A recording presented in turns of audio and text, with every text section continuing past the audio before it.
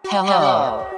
You are listening to the Carroll Connection with your host, Jared Carroll.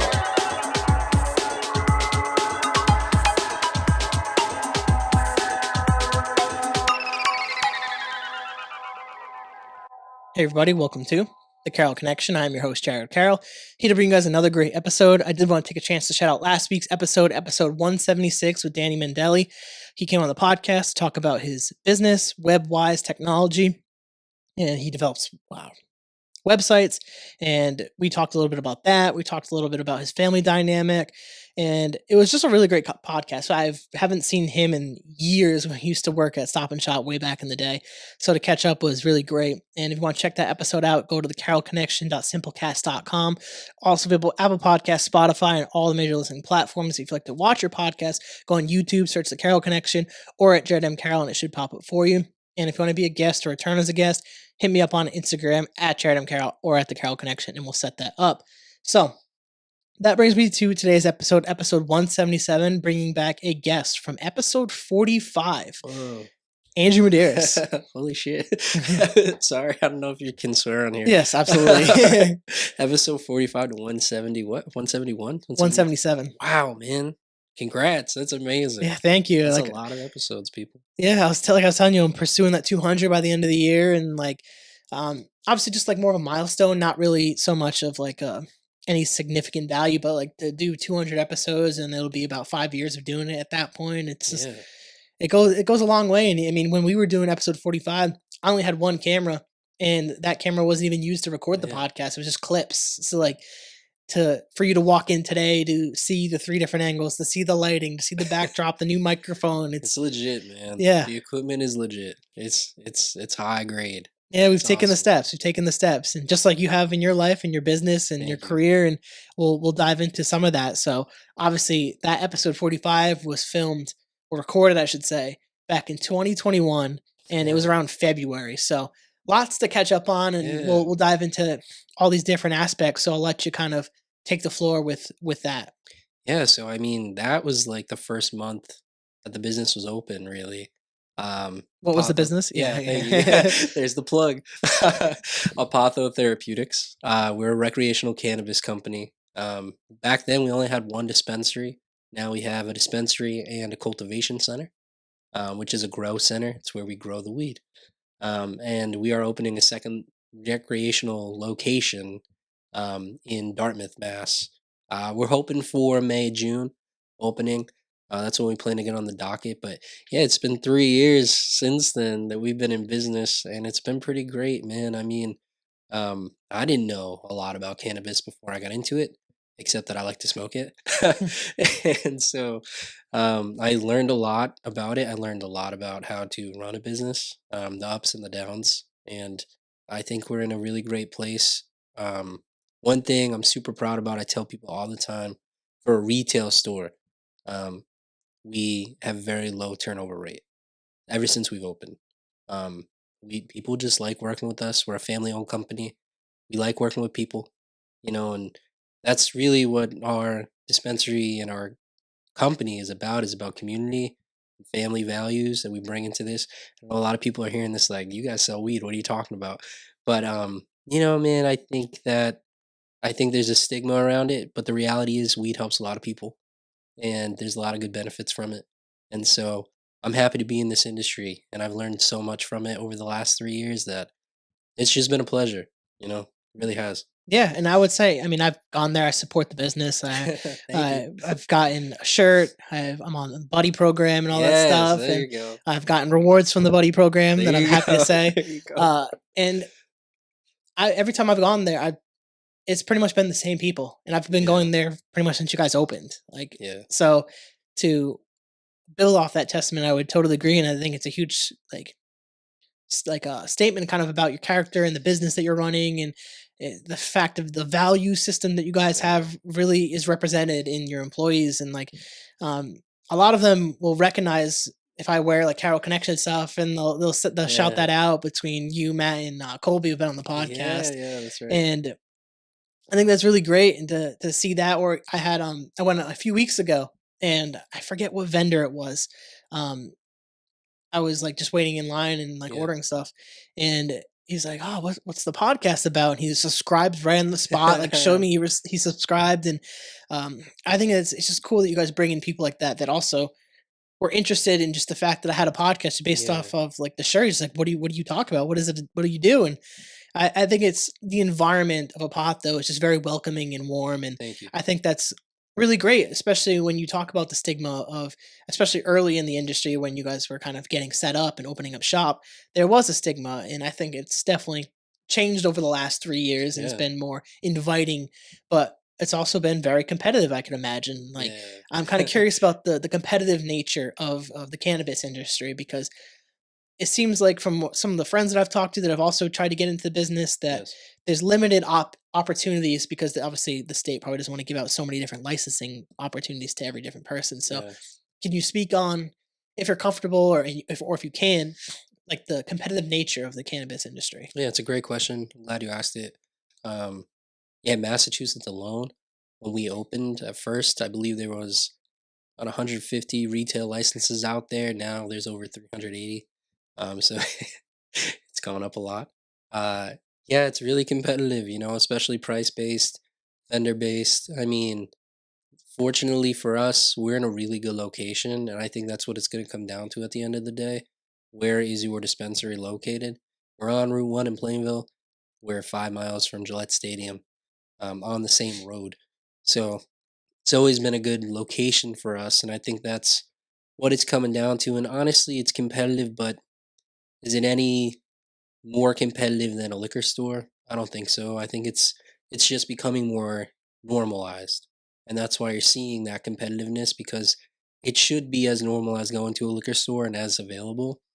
Um, that's just my opinion. I think a lot of people might disagree, but hey, man, I work in the cannabis industry.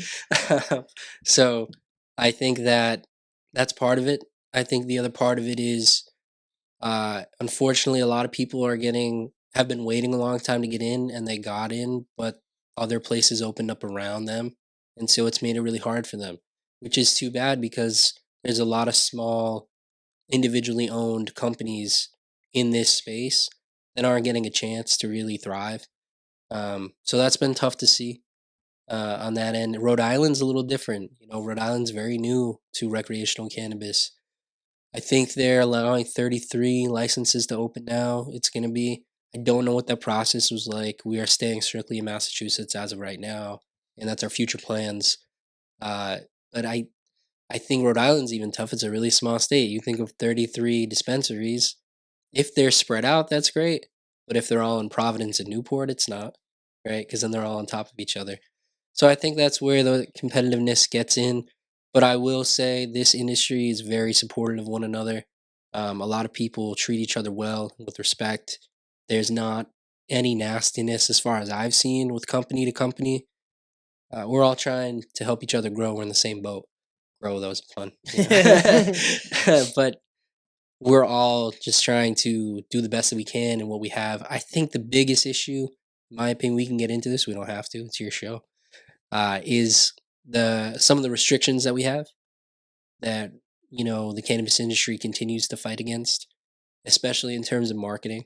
Obviously, we don't want to market anything that children can see or anything like that. It should never be done that way. Neither should liquor. So that's the same playing field, but we should be able to put a commercial out on a later time in the day, right? Where most children are in bed. We should be able to be on the radio, just like a liquor store, just like a beer company, right? So I think that's where we struggle with a lot of this. We're really limited in how we can market. We're limited to a lot of the ways that we can go about doing our business in terms of even the licensing process is really difficult and limiting. So I think that's where a lot of the competition really is in that those aspects of being restricted. Yeah, and I think you made a really great comparison when you're talking about the alcohol industry compared to cannabis because that is really the true comparison. Like with all the Yeah. different liquor stores that are open and all the different cannabis stores that are opening, it's very similar to that. And I think you're right with the sense that it's going to come down to location. And I think your second location is a fabulous spot. I went to UMass Dartmouth. I drive Yeah, that road all the time, we're and close. I go to Marisol's all the time. Shout out Marisol's, and that area, especially that road, a lot of empty buildings that were there, and like that was like kind of like like a sore eye almost when you drive by. It's just a Yeah, building that was been passed around and nothing was really ever done with it.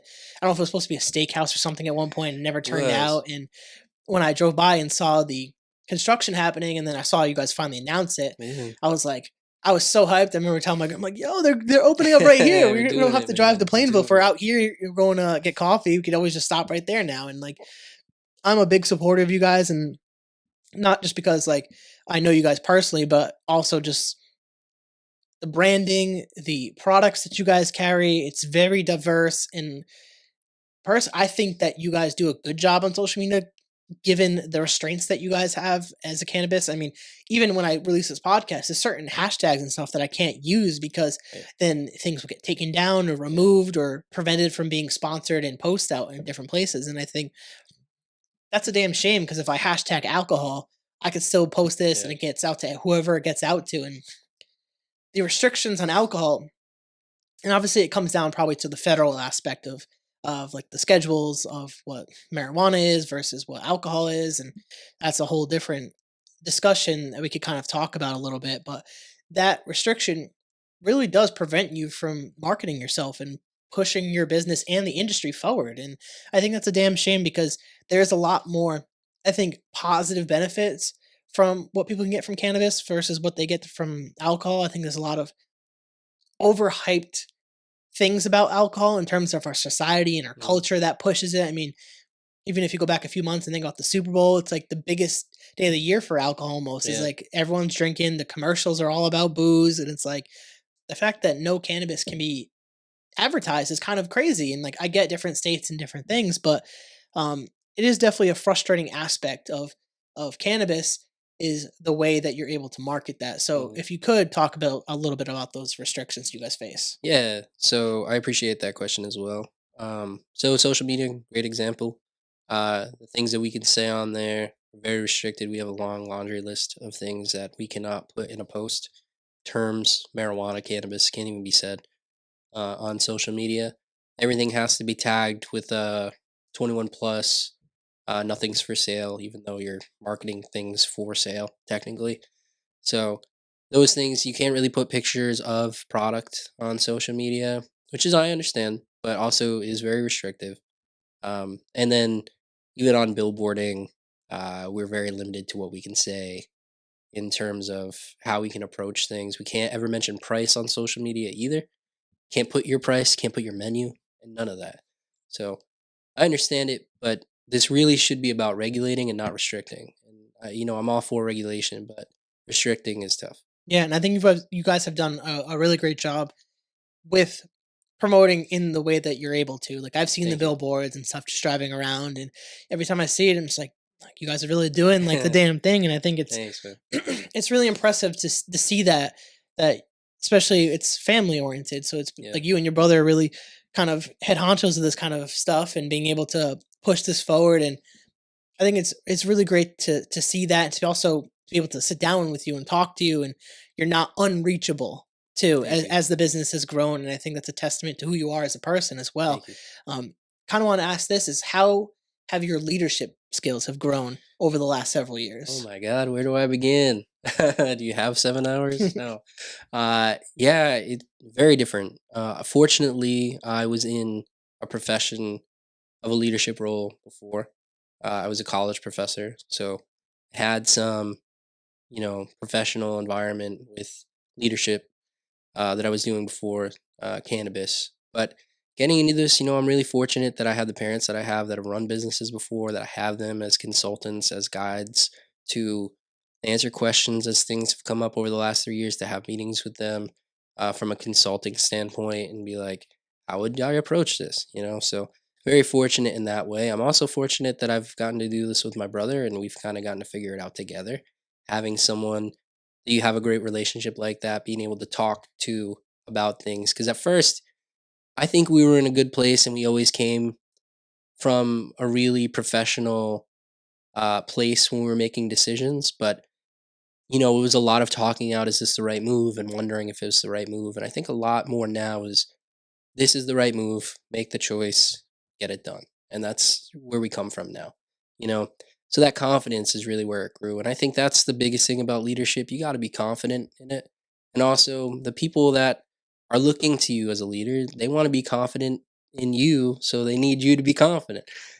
So I think that's where a lot of it has come into play. That's really how it's changed for me, is just being confident in my choices, knowing that I'm always making the best choice for the company, and that's the most important thing.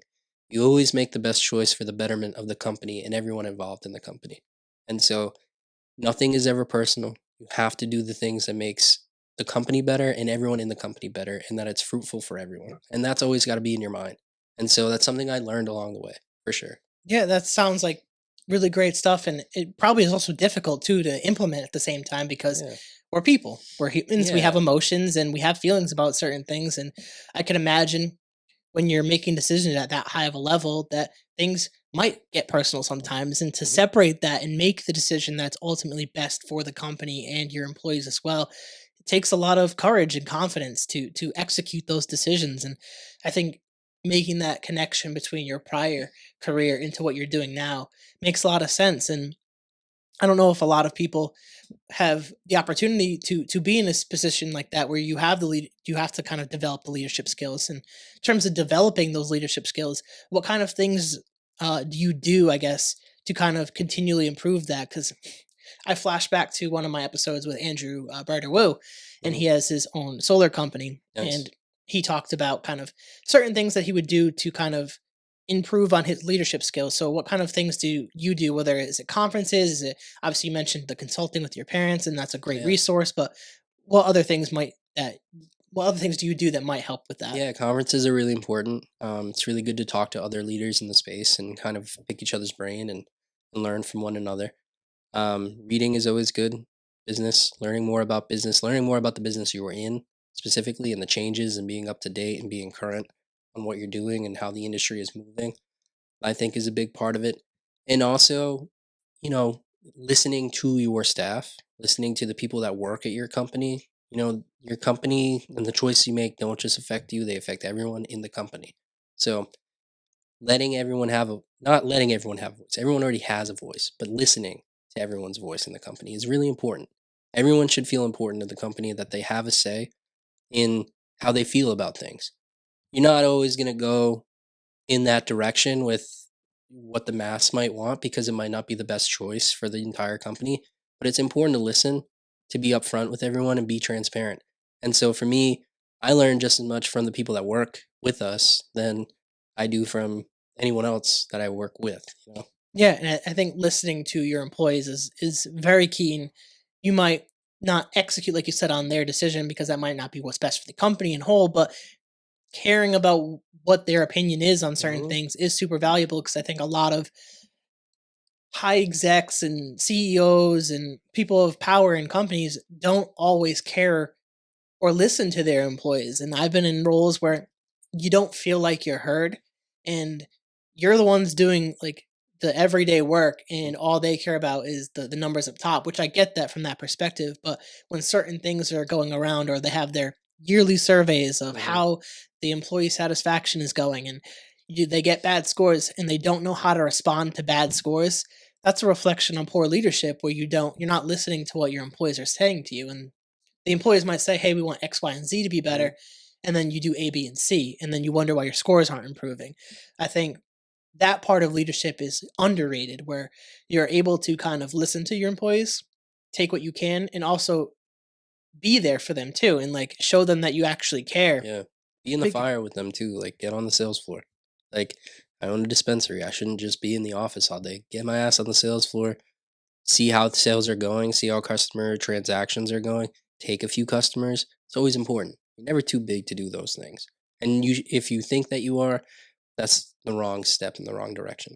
So get your butt in the fire, with everybody else. yeah, because you don't want to send the wrong message to your employees too. That I got the suit and tie, and I don't have to be behind the registers like you Right. guys. And Right. but because putting yourself in that situation, you're also learning too. You're getting to Mm, see what they're actually going through on a day-to-day basis versus looking at through just numbers and stats and what you're reading through your work.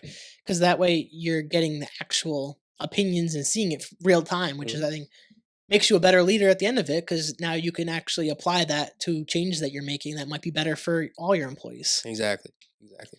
In Well said. terms of, I want to start building off of the business stuff because Yes. I know we have so many other great topics to talk about. We It's been do. it was what 3 years we said. 3 years. So as we transition from the business stuff, a lot of our conversation I remember from the first time was about film writing, acting, script Yes. writing. Kind of talk to me what's been going on in that realm of your life. Awesome. Yeah, so a lot's happened in 3 years, in that realm. So after we did this, the following year, I did a show at, Burbage Theater Co., in Pawtucket. Really great theater. If you have not seen a show at Burbage, you should. It's really, really fantastic theater that goes on there. It's a black box theater in Pawtucket. Check them out. They do great shows. I think they're doing a really great show right now. Collective Rage. Go check it out. It's running, I believe, in for another 3 or 4 weeks. So go watch it. It's awesome. I have friends in it. And they're great. So that was really amazing. I wrote a play, a one act. It got into the New York Theater Festival. We got to put it on in Midtown Manhattan, for 3 nights in November. This past November, I've applied for it to get published. I sent it in for publishing. I mean, and I also did that performance in Rhode Island. We did like a family friend show, so they could see it before it went out to New York City. And recently, we just finished a short film. Me and my production company with my creative partner Kobe Cyrus that I work with all the time on those things. We made a film, 17 minutes, short film, really super low, ultra low budget film, like $400, and it's been going around the circuit right now. It came out kind of like a proof of concept pilot almost for a TV show. It's a mockumentary style comedy about a community theater group. So it's pretty funny. A lot of good characters in that. It's going around the film festival circuit right now. We have some high hopes for it. We also, I've been sending it to my manager. She's trying to see if we can get some real funding for a real pilot. She knows some people in the industry. She's based out in New York City, so we're working, man. We're just working. I actually had 2 auditions today, self tapes for a couple commercials out in New York. I got another audition tomorrow for a commercial, Denim Bank in in Boston. So maybe you'll see me in a Denim Bank commercial. I had a couple callbacks for Sam Adams recently. The My Cousin from Boston. I guess they're extending them. They're making like a bunch of commercials. Which the script was really funny, so I didn't get it, but I'm really looking forward to seeing it because it was hilarious. So I'm auditioning a lot, which is great. I'm writing a lot. I'm just working, man. Just trying to do my best to keep the dream alive. You know. Yeah, and uh, before we dive into a little bit that where I can make the connection between the business and kind of like the passion part, talk a little bit about the difference between obviously you love your career and you love the business side, but when Yeah. we talk about this stuff, this is where I could really tell you get very excited about. And obviously, you just Yeah. talked about keeping the dream alive. So, kind of talk a little bit about the difference between kind of like your career and then the passion to continue making art because I think a Yeah. lot of the time in our careers we don't necessarily always get to be artistic, to be creative all the time. And obviously, in different aspects, you can be in your job, and there's always that opportunity to do so. But when it comes to the creative side of work, there's not a lot of opportunities to continue doing that, especially Yeah. as we get older. The Yeah. opportunities start to dwindle a little bit. So, I'd be interested to hear your point of view on this. Yeah. That's great, man. You as you know, you got to find time. You got to make adjustments in your schedule and your life to do it. I definitely thought creatively and artistically I might be in a different place than I am now, but I actually really like where I am now creatively and artistically.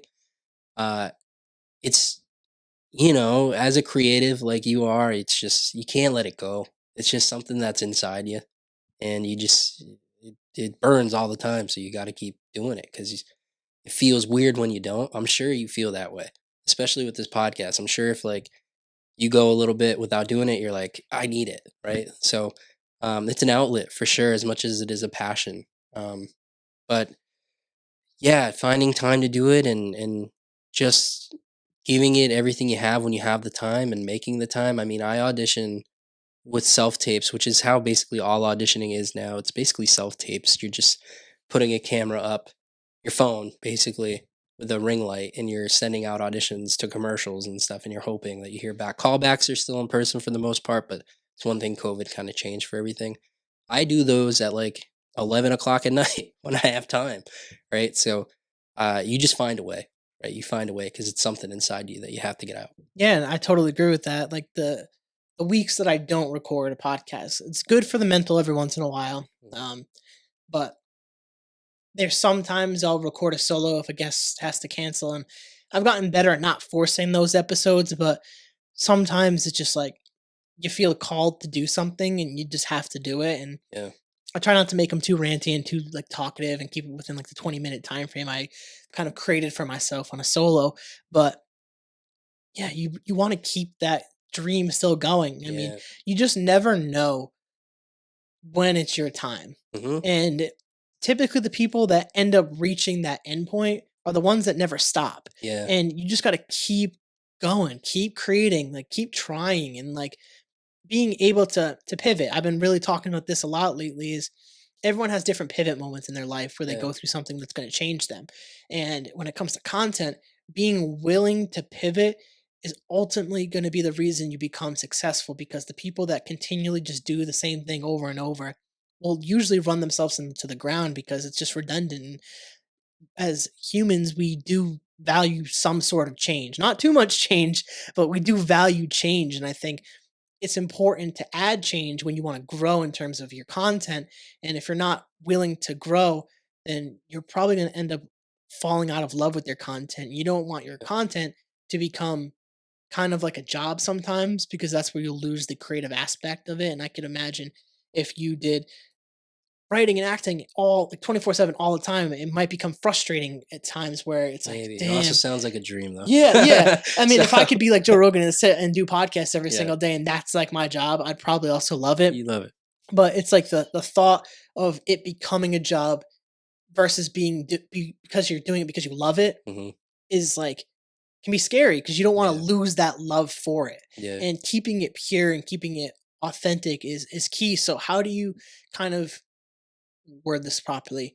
Continually add fuel to that fire in terms of keeping that dream alive? What kind of new things do you force yourself to do, or do you kind of tweak on your skills? Like, what kind of things do you do to improve and add to your resume in terms of Nice. this? I love that question. Thank you.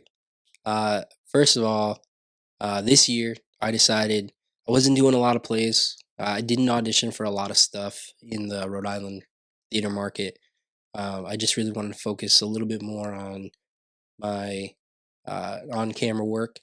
But I decided, if I'm not going to do that, I should be taking an acting class, even though I've been acting for years and I took classes in school and I went to Emerson and learned more about acting there. But, I was like, Denzel Washington still takes acting classes. So if he can, why can't I? He just won 2 Oscars. So there's something to that. And it's really reignited a lot of that passion for me about, um, doing live performance, which all the is always there. Every time I get on a stage, there's nothing that compares to it. Being any actor that's ever performed on a stage will tell you there's no feeling that compares to that. So, but you lose that feeling if you haven't done it in a while, and it's hard to remember it until you do it again. And so, constantly reminding myself to give myself time to do that, even if it's just something that I wrote that's at a local workshop or something, just to keep it going. Because when you feel it and you do it again, it reignites. And I feel like I'm sure you feel the same way. The more I do the creative stuff, the more I do acting, the more I do writing, the better I get. I feel like I did that show in New York that I wrote. I couldn't do that show at 26. I don't think I couldn't have given the same performance. I just think you get better as you go in time, and you get more experiences and you learn more about life and you evolve as a person that makes you better at your art. I'm sure for all the non-artists that are listening, they're like, whatever, man. But no, I really feel that deeply as you evolve as a person, your art just keeps getting better and better and better. And that's what drives me not to stop. And I tell people all the time, like, I'm gonna act until I'm dead, and even then, maybe I'm still acting. I don't know. Yeah, But I want to keep doing content until it just doesn't feel like it's me anymore. yeah, Like I just yeah, want to keep doing it. And I agree with what you're saying in the sense that um, going and doing the acting class and kind of relighting that fire and yeah. trying to learn. I actually appeared on a podcast which hasn't released yet, but it will. The Low Gravity Podcast Uncensored. Shout out Low to those gravity. guys. Let's go. Um, guys out in Rhode Island, and I had Junior on the podcast. I'm having the other half of the guests in April, but Nice. sitting in the guest seat again to kind of be put in that scenario, to see their studio, to see the way they do things, and it was just fun. We shared possible guests that we could collab Nice. with, and just I hadn't been a guest on a podcast in a long time, and it kind of just reignited that like fire you're talking about, and like that perspective of like how a guest might feel in the chair across from me and Yeah. what I could do better as a host compared to like how they do their podcasts, and maybe taking some bits of their podcast and incorporating that maybe into mine in some form or fashion, or the way that they do their editing or their lights. Like there's always value in working with others that do what you do. Yeah. And I think it's important to reach out because you don't want to get stuck in your own echo chamber of doing the same thing all the time, and you're like, I just do this so good, but then in reality you might be doing it like okay, and you could be way better if you just worked with other people. And I think that goes, like you said, with any type of artistic endeavor, is constantly working on that skill. I mean, I would imagine if anyone in the audience decides to go back and listen to episode 45 and then go listen to this episode, you couldn't even go find this on YouTube. I wasn't even recording Yeah. then. So even that is just the big change right You there. were good then, but you're really good now, man. I told you, I was mad impressed when I walked in here.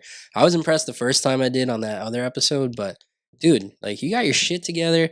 It's really, really well done, and your interviewing process and your podcasting process is very natural. It's really nice, dude. You're doing a great job. Yeah, I You're appreciate doing a that. great job. Carroll Connection. I think that's something that I don't get a lot from people, and like people probably feel that way, I would assume.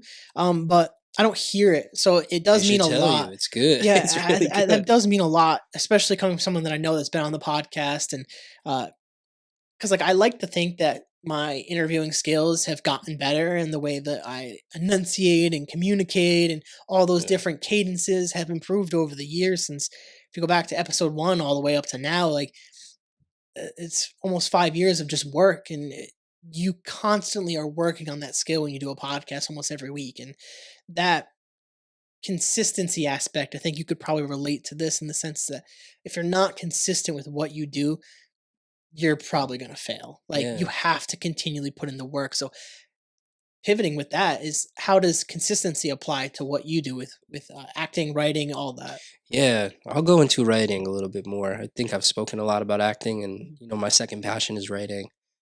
With writing specifically is just getting things out there, just getting things on paper. I wrote a play this year, which I was really proud of. Wrote a one act, and to be able to perform it, I was super proud of it because I've written short films before and sketches, and those are really great. But I never wrote something on that median before.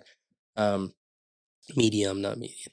That's the writer in me just correcting, going back and checking off the incorrection and coming back.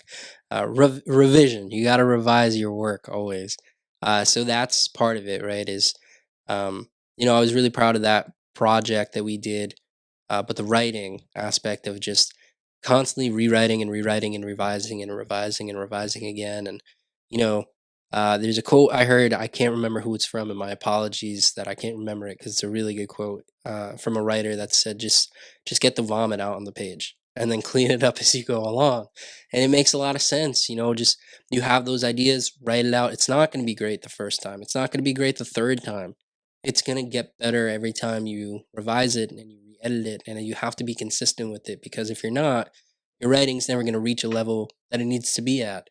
And that has to be consistent. And so for me, one of the things I do is when I get an idea that I like, I put it in my phone and I write. Most of the time, I think of ideas in terms of like characters and story. So I write the characters that are in it first, the main plot line, and then if I still like it, I start writing little pieces of it like little pieces of dialogue. For this last short film we did, I wrote two monologues from characters that I had once I came up with the idea of what I wanted it to be. I'd never done it like that before. I usually always write the story out. But for this one, I felt inclined to like write in their voices, and then I went back and I added more dialogue around it, and then the short film started to come together from that. And so for me, it's just constant. You have to write all the time if you want to really write something good. And so I think from a writing standpoint, consistency is always key, and how you stay on top of it is just put stuff on your phone, put stuff on your laptop, put stuff on a sticky pad. But you have to write ideas when you have them, even if you don't end up using them. That helps you write some other things down the line. You know, there's a million notes on my phone I can give you right now of plots that I haven't done anything with and probably will never do anything with, but they helped me figure out what I thought was good enough to write something about. So that's where I think the consistency lies and what you have to be consistent with in writing, if that makes sense. I could have just said a bunch of stuff that didn't make sense, and my apologies. No, no, But it resonated a lot, and obviously, I've told you about my project and stuff, and even how that project came to be. I've been a huge supporter of journaling for a long time, and the project was birthed because I got back to journaling for a little bit Mhm. because I was going through some time, this period in my life in November where I was conflicted with where I wanted my career to go and whether to take certain opportunities, whether to not. I ultimately said not to take an opportunity, but I was like, if I'm not going to take an opportunity, I have to do something else. I can't just not take and do nothing. Like that just doesn't make sense to me. So it inspired this journaling session, and over like the week I was starting to think of concepts and revisiting stuff that I thought about, and it just came to me. And I said this on several different podcasts. I was like, when you're kind of trying to find things you're passionate about or find new creative outlets or new projects to whatever, you're gonna get almost like calls from, you could say, God, a higher power, whatever Mhm. it is. It's up to you to answer that call. If you miss the call, you miss the call. You might get another call later, you might not. But if you're willing to answer that call, be willing to embrace what comes with that, the struggle, the frustrations, the anxiety, the confusion on how to do it, but embrace that new journey, embrace that new project, embrace that new creative outlet, because it's going to open so many new doors to you, and especially if you're someone that chooses growth over being stagnant. You're entering this new space where you're going to learn so much more about yourself because you're entering this arena that you've never entered before. And I think back on even this podcast when I first started, no fucking clue. I had no idea how to do any of this. And obviously, you get to see this growth from episode even 45 to now. Like, even before episode 45, I didn't even have a camera and or anything like that. It was just It's like a couple good, man. mics. Everything's great. And it's just that constant, like, willing to invest in yourself. And Mhm. with that slip up that you had about revision, you have to be willing to revise yourself as a person. If Mhm. you're not willing to revise and edit and scrap things, you're just gonna be the same person you were college and high school, and you don't necessarily probably want to be that person. That No. person's probably not a great person. Oh, it was the worst in high school. Yeah, Weren't we all terrible I in was high school, guys? just kind of confused and willing to follow anyone that Yep. I thought would was like showing leadership qualities or going down wrong paths that I shouldn't have gone down. But you're always thankful for those wrong paths because they end up leading you to the right path. Because without the lows in life and without the highs, you don't experience it all, and you need both of those aspects to create stuff. And I think when we're talking about creative aspects and revision, that you need these different periods where you're struggling to make content. Like, I've had that with the podcast. There's times where I just don't want to do it, but Yeah. it goes back to the consistency. But I bet when you start doing it, you're like, oh man, I'm so glad I did that. Like, I feel good. Yeah, I always say it's like a euphoric feeling after every podcast. It feels like I really did something that I'm supposed to do. It's like you have a great workout at the gym. I can imagine for people who are really gym buffs that just like feel really amazing after a gym, or someone who's really into their faith after they go to church and stuff. They feel really good about everything. After I do a podcast, after I record, I feel amazing because I feel like, one, I connect with someone on a real basis, Mhm. and sometimes it's the reconnection that's always the great aspect of it. But getting to talk about real stuff on a real platform and sharing it with a bunch of different people, it's the coolest thing in the world that I never thought I would be able to do. And I'm grateful for that opportunity, and I can imagine you feel the same with what you do. And I know that you mentioned a little bit about stuff in New York. I don't know if you wanted to talk about a little bit about that before we start transitioning into other aspects of your life. Yeah, the show that we did out there in Yes. New York. Yeah, so we did the New York Theater Festival back in November. It was me, Kobe Cyrus, who you've had on the podcast. We were in this two-man, one-act play. It's about 45 minutes long.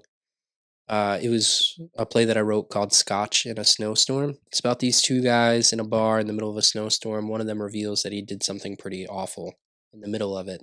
And then it kind of escalates from there.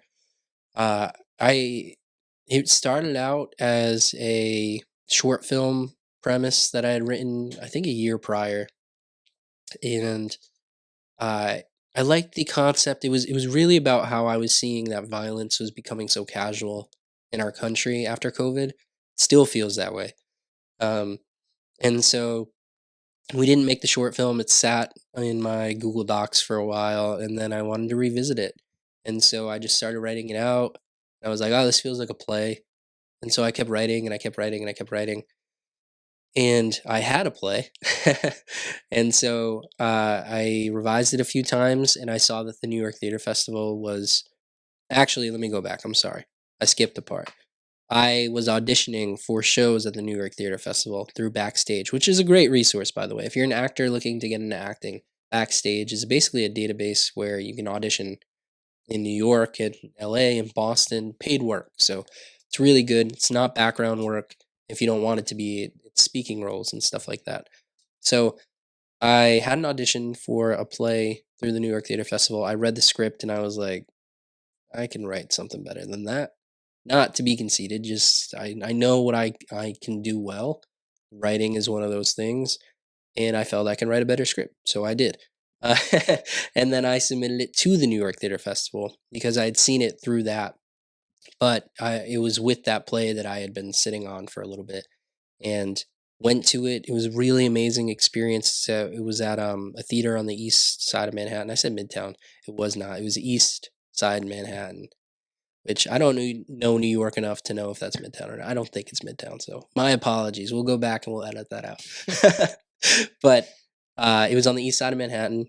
We did 3 shows. It was Thanksgiving weekend. I had some friends, family out there. My wife came out to support me through that, and it was just a really great experience. I've always wanted to perform on a New York stage, and now I have.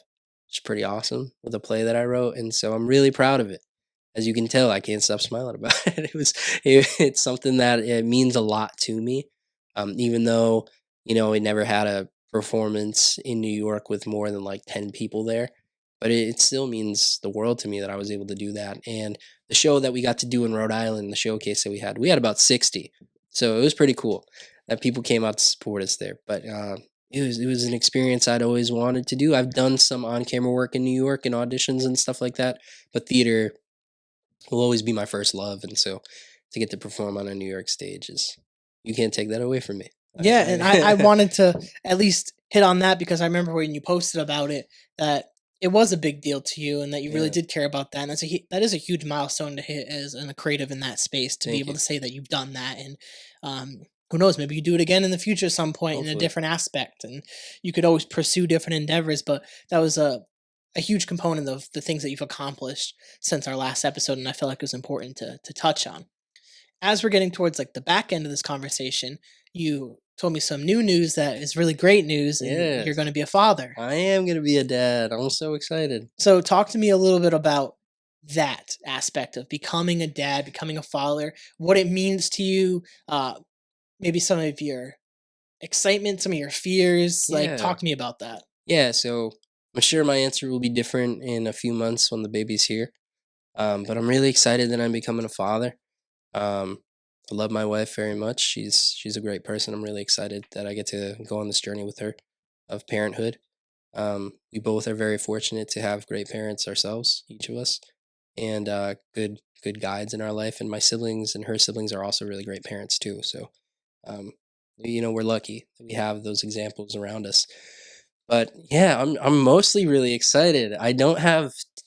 People have asked me like, what are your fears about becoming a dad a lot, and I don't know if I have many. My biggest fear is it's just because I know, like, I really love my parents, and I know that not everything they did was the best decision, but I know they always tried their best, right? Same with my wife's parents. They always tried their best. And, as long as you don't do anything to really damage your kids and you love them and you give them everything you can, you're open and you're transparent with them, I think you can only do the best you can do. We're just human, right? We're not going to be perfect at it.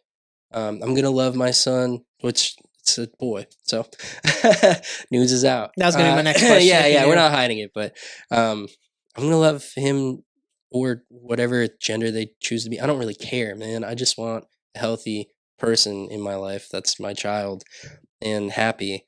And I just want to do the best I can, be as open and honest with them as possible about everything that I can be, put them on the right path in life as much as I can and let them be the people that they're going to be and just love them for that. And I have a lot of love in my heart to give to this kid. So I'm really excited about it. Yeah, Yeah. and I'm very happy for you as Thank well. you. Like I've said this repeatedly on the podcast over the last several years. One of the things that I want more than anything in the world is to have a family and be a father. Like this podcast means a lot to me. Like I love my job. I love my obviously my family that I'm living with and all that stuff, but I want my own family. I want to have children, and Yeah. that's something like I see the way it changes people, and obviously there's it could change you for the bad. Obviously that we do have those examples in our society, but I've just been really appreciative of the way that I was raised, and this podcast has helped me realize that too. Because obviously, the way I do my podcast, I always ask about family dynamic, and I talk to people about their families and the way that they were raised, and I've gotten a greater appreciation for the way that I've been raised through people's struggles. Everyone has a different family Hmm. dynamic, and some people are less fortunate than others to have good families, and I just want to be like the best possible dad that I can be. So when I hear other people are becoming fathers and things of that nature, I'm so excited for them because Thank you. that's something that I truly value. And I think that's something that's kind of been pushed aside in our society lately is being a parent. Like the encouragement of families has been less and less in society, which I'm kind of sad about. Obviously, the economy and things are tough, and I can understand why people might not be able to afford a family. Mm. But I think families are the reason we have a society that we do is Yeah. we have good people that raise good kids for the most part, and we all try to do our best to push society forward. And I Yeah. think what you said is trying your best was like Yeah. the huge aspect of I that. do have one fear. I'll change that. If they're not a Celtics fan, Ooh, that'll be devastating to me. they're gonna be a Lakers fan now. Oh no, if that's a fear. If they're a Lakers or a Yankees fan, I'll be like, oh my gosh, my heart. No, that's not really a fear, but yeah, I just want them to be happy. I want them to live a life where they're happy and they feel fulfilled, and that they can trust me and talk to me when they want to and when they need to. And I know I'm not going to be perfect. I know I'm going to make mistakes, but I know I'm always going to try to do the best by my child. So that's all you can do. Yeah, You know? I think something that I'm very willing to try is break away from the traditional masculine father figure role almost. Not in the full sense, because I think there is value into having that like kind of solid figure in your life to discipline you sometimes. And I thank my dad every day for I guess it's for how you being there. define masculinity, though, right? Yeah, I think in the sense that I'm thinking is I want to be a strong figure that they could look up to and trust and believe in, but I also want to be someone that they could talk to. And that's Yeah, something that not discrediting my own dad and stuff, I could talk to him about whatever, but I had to kind of learn to get over the fear of him growing up because obviously he's the one that would kind of dictate a lot of that stuff, especially being a coach and hmm, most of my life, he was always that disciplinarian in my life. hmm, So getting comfortable to ask him questions about certain things, I had to learn that. And I want to make sure that if I ever get into that scenario, which I hope I do one day, is to open that dialogue eventually, but also be a guide for them to show them different things because you also want them to mess up. Like if they live in yeah, a bubble and never go do anything wrong, they're not going to learn, and that's not good for them either. yeah. And I think you bring up a good point. I think father son dynamics are always a little interesting, right? Like how they play out. We're just fortunate, you and I, to both have really good fathers and mothers too. But fathers that we could talk to and stuff like that. And I think that's something obviously I've learned from my own father that I'm going to bring to my parenting style as well. But it's just, yeah, it's really exciting to start this new journey in your family. And family, however you define it, is so important. Whether it's family isn't always blood, so it's really how you define it. And just having a family is pretty great. Yeah, your connection to others is super valuable. You got, Yes, like, yes. whether it is blood, whether it's not blood, like, you get to define that in this Yeah. life, and you get to find your quote unquote tribe and who you rock with and Yeah. who shares similar beliefs and morals to you. And And that's the other thing is what's I'm finding really great in myself is that you know I am my own person, which means I get to be my own parent. You're not going to be your parents. You hope you can be as good as your parents were at parenting, but you're going to be your own parent. And so you got to find that you got to be good with who you are too to be able to project out what kind of parent you want to be. And not forcing the parent that you want to be. I don't have a child yet, he's coming.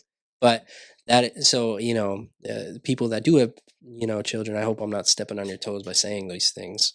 But I do feel like you get to decide what parent you are, and what comes naturally, and not necessarily forcing yourself to be something you're not. And your kids will accept you for that. I think I accept my parents for who they are, and that's why I love them so much, because they are who they are, and they're honest about who they are. Right? They're real with me, and for all the good and for all the bad, we all have good, we all have bad. So just trying to carry that over as well. yeah, what about any advice that you've gotten in preparation of being a father, or what are you doing to possibly prepare? Obviously, aside from setting up the room and doing all that different Yeah, stuff. that stuff sucks. But no, reading books about parenting, listening, watching my siblings both have young children, watching their parenting, learning from them just through observation. Advice, most of the advice is just, from either my parents or my wife's parents, just, be you, be present, you know, enjoy the moments, which I think is something I keep writing in my journal every day is enjoy when he gets here, because it's going to be fast, right? Like the time will go by fast. He will be a year from August when he's born. That's going to be a fast time.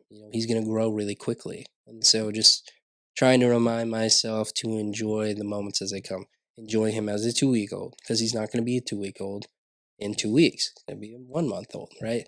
And so as it keeps going, just enjoying those moments and being present is something I've gotten advice about. And it's something I've really started to focus on, not only in possibly not possibly I'm becoming a parent, not just in the upcoming journey of being a parent, but also in my everyday life, just being present in the moment. Like right now, we're doing this podcast, it's going to end soon. Like just enjoying the fact that we're getting this time to talk to each other, and just be present in what we're doing. So, Yeah, I think that's a great message for people, and not only just in parenting, because I think that's extremely important. Is especially nowadays with social media and phones and everything. Obviously, take pictures, enjoy the moment, but being present, because you could physically be present but mhm, not mentally be present too, and whether it's your relationship, whether it's with your children, whatever. But being here in the moment, and that's something that I've always valued about the podcast, is being willing to put the phones aside and being able to chat for however many hours I'm chatting with people, and really enjoying their company and figuring out why they do what they do and who they are, and catching up and talking about what we've accomplished since last episode. And that aspect of life is severely overlooked because we're always looking forward, which is a somewhat positive thing. We always want the next achievement and we want to keep growing, but appreciating where you've come and enjoying where you are is all we really can do. Like, yeah, the future isn't here yet. All we have is right now. yeah, We don't have 10 minutes ago, 20 minutes ago. That part of the conversation's gone and we'll never get it back. yeah.